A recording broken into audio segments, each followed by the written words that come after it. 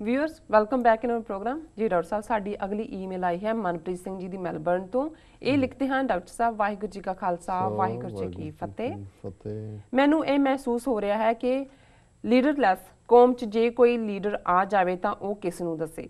मैं तुहाडा प्रोग्राम हर रोज़ सुनदा हाँ ते तुहानूं ही कौम दा लीडर समझदा हाँ ते जो होया उस बारे दस रहा हाँ। डॉक्टर जी पिछले एतवार इत्थे की बोरो गुरुद्वारा साहब विच एक कमेटी मैंबर वालों गुरु गोबिंद सिंह जी महाराज ਲਈ गलत शब्द वरते होए ਉਹਨਾਂ ਨੂੰ ਜੰਗਲੀ ਕਿਹਾ ਸੀ। ਸੰਗਤ ਵੱਲੋਂ ਇਸ ਗੱਲ ਦਾ ਵਿਰੋਧ ਕੀਤਾ ਗਿਆ ਹੈ। ਦੁੱਖ ਦੀ ਗੱਲ ਇਹ ਹੈ ਕਿ ਜਿਸ ਗੁਰੂ ਕਰਕੇ ਅਸੀਂ ਅੱਜ ਜਿਉਂਦੇ ਹਾਂ ਉਹਨਾਂ ਬਾਰੇ ਅਸੀਂ ਇਹ ਬੋਲਦੇ ਹਾਂ। ਪਹਿਲਾਂ ਵੀ ਇਹ ਬੰਦਾ ਗੁਰੂ ਸਾਹਿਬ ਦੇ ਬਾਣੇ ਬਾਰੇ ਅੰਮ੍ਰਿਤ ਬਾਰੇ ਬਹੁਤ ਕੁਝ ਬੋਲ ਚੁੱਕਾ ਹੈ। ਸੰਗਤ ਦੀ ਮੰਗ ਹੈ ਕਿ ਇਸ ਨੂੰ ਕਮੇਟੀ ਵਿੱਚੋਂ ਬਾਹਰ ਕੱਢਿਆ ਜਾਵੇ। ਕੁਝ ਮੈਂਬਰ ਉਸ ਦੀ ਸਪੋਰਟ ਕਰ ਰਹੇ ਹਨ।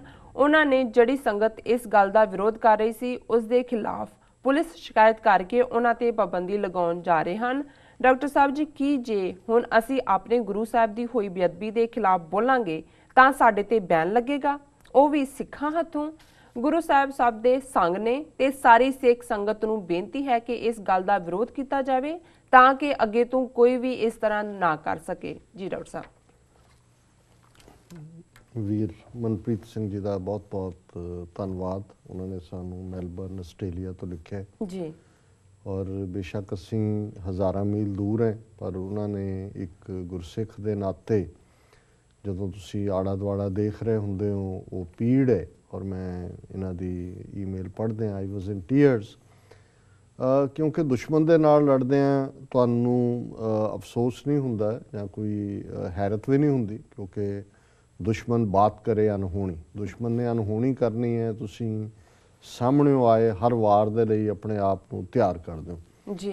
पर जिहड़ी समस्या वाल उन्होंने इशारा किया और उन्होंने की बोरो गुरुद्वारा साहब की मैनेजमेंट का कोई सिर फिरिया बद इखलाक बदबख्त मैं कहांगा और बदकिस्मत भी जी जी बंदा जिहड़ा जिस दी जबान ते वो पातशाह जिन्हां ने ना सिर्फ सानू सरदारी दिती जिन्हां ने अपना सरबंस कुर्बान किया इन पुत्रन के सीस पर वार दिए सुत चार चार मुए तो क्या भया जीवत कई हजार जी। जिन्हां ने अपने बिंदी पुत कुर्बान किए ताकि नादी पुत्र खालसा जिहड़ा वो इस धरती दे उत्ते सच हक इंसाफ का पहरेदार होए। कोई उस सिख टब्बर च जम्मिया बंदा जिहदे नां नाल सिंह लगा होया है और किस किस्म दे ये जिहड़े लोक ने जिहड़ियां गुरुद्वारियां दीयां मैनेजमेंटां च भी आ जांदे ने वड़ जांदे ने आके जी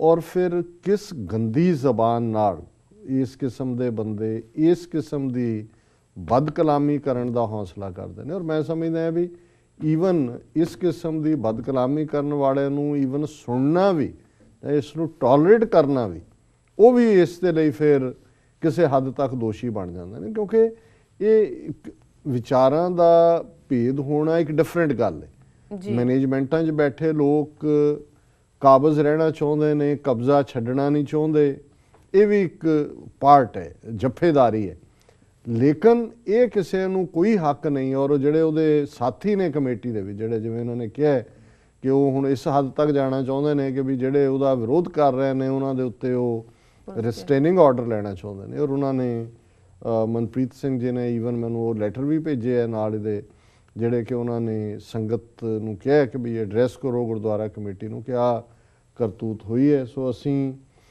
जिहड़ा इत्थे बैठे होर तां ज़्यादा कुछ नहीं कर सकते पर क्योंकि TV 84 दे इस प्रोग्राम दे नाल साडे आस्ट्रेलिया च बहुत सारे वीर भैणां खास तौर पर सारी बेल्ट दे विच जिथे गुरुद्वारा साहब है जी जुड़े हुए ने। सो असी ये जोरदार अपील करांगे अपने उन्हां वीरां भैणां नूं कि इस जिहड़ा मुद्दे नूं लाइटली ना लैण इस नूं गंभीरता नाल लिया जाए। एक पासे पूरी एक लैटर कैंपेन जिवें उन्होंने लैटर बनाया वो कमेटी के बाकी मैंबरां नूं एड्रैस किया जाए।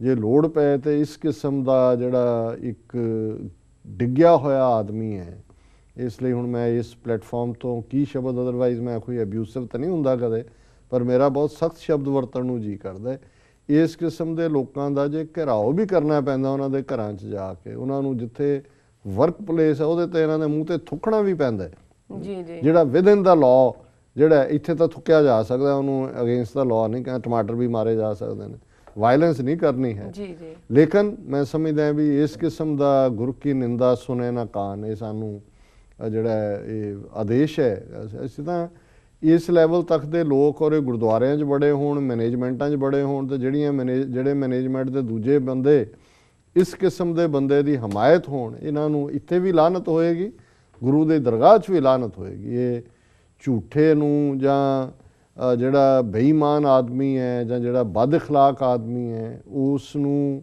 ਹਮਾਇਤ ਦੇਣੀ ਜਾਂ ਉਸ ਦੇ ਇਸ ਕਿਸਮ ਦੀ ਘਟੀਆ ਕਰਤੂਤ ਦੇ ਸਾਹਮਣੇ ਚੁੱਪ ਰਹਿਣਾ, ਇਹ ਵੀ ਉਨਾ ਹੀ ਸਜ਼ਾ ਦਾ ਹੱਕ ਰੱਖਦਾ ਜਿੰਨਾ ਕਿ ਉਹ ਕਹਿਣ ਵਾਲਾ ਹੱਕਦਾਰ ਹੈ। ਸੋ ਅਸੀਂ ਇਹੀ ਕਰ ਸਕਦੇ ਕਿ ਭਾਈ ਸਾਰੀ ਸੰਗਤ ਜਿਹੜੀ ਹੈ ਇਹਨੂੰ ਇਸ਼ੂ ਬਣਾਇਆ ਜਾਏ, ਭਾਵੇਂ ਉੱਥੇ ਬੈਠੇ ਜਿਹੜੇ ਨੇ ਉਹਨਾਂ ਨੇ ਕਰਨਾ ਕਤਰਨਾ ਤਾਂ ਕੁਛ ਨਹੀਂ ਹੈ, ਅਕਾਲ ਤਖਤ ਦੇ ਨਾਂ ਤੇ ਬਾਦਲ ਦੇ ਹੀ ਆਰਡਰ ਅੱਗੋਂ ਤੋੜਦੇ ਨੇ, ਪਰ ਮੈਂ ਸਮਝਦਾ ਹਾਂ ਵੀ ਉਸ ਦੀ ਜੇ ਕੋਈ ਰਿਕਾਰਡਿੰਗ ਜਾਂ ਕੋਈ ਲਿਖਤੀ ਕੋਈ ਇਸ ਕਿਸਮ ਦੀ ਵੀ ਕੋਈ ਗੱਲ ਸਾਹਮਣੇ ਹੋਏ ਤੇ ਉਹਨੂੰ ਆਧਾਰ ਬਣਾ ਕੇ ਈਵਨ ਅਕਾਲ ਤਖਤ ਸਾਹਿਬ ਤੇ ਵੀ ਸਬਮਿਸ਼ਨ ਦੇਣੀ ਚਾਹੀਦੀ ਹੈ, ਔਰ ਐਟਲੀਸਟ ਮੀਡੀਆ ਰਾਹੀਂ ਵੀ ਇਸ ਕਿਸਮ ਦੇ ਬਦ ਅਖਲਾਕ ਆਦਮੀ ਨੂੰ ਔਰ ਜਿਹੜਾ ਬਿਲਕੁਲ ਜਿਹੜਾ ਸਿੱਖੀ ਦਾ ਇਸ ਕਿਸਮ ਦਾ ਨਿੰਦਕ ਹੈ ਉਸ ਨੂੰ ਐਕਸਪੋਜ਼ ਕੀਤਾ ਜਾਣਾ ਚਾਹੀਦਾ ਜੀ। ਵੀਰ ਮਨਪ੍ਰੀਤ ਸਿੰਘ ਜੀ ਦਾ ਬਹੁਤ ਬਹੁਤ ਧੰਨਵਾਦ, ਉਹਨਾਂ ਨੇ ਸਾਨੂੰ ਲਿਖਿਆ। ਜੀ ਡਾਕਟਰ ਸਾਹਿਬ, ਇਸ ਨਾਲ ਲੈਣੇ ਬ੍ਰੇਕ। ਵੀਅਰਸ ਤੁਸੀਂ ਕਿਤਨੀ ਜਾਣਾ, ਮਿਲਦੇ ਆ ਛੋਟੇ ਵਕਫੇ ਤੋਂ ਬਾਅਦ।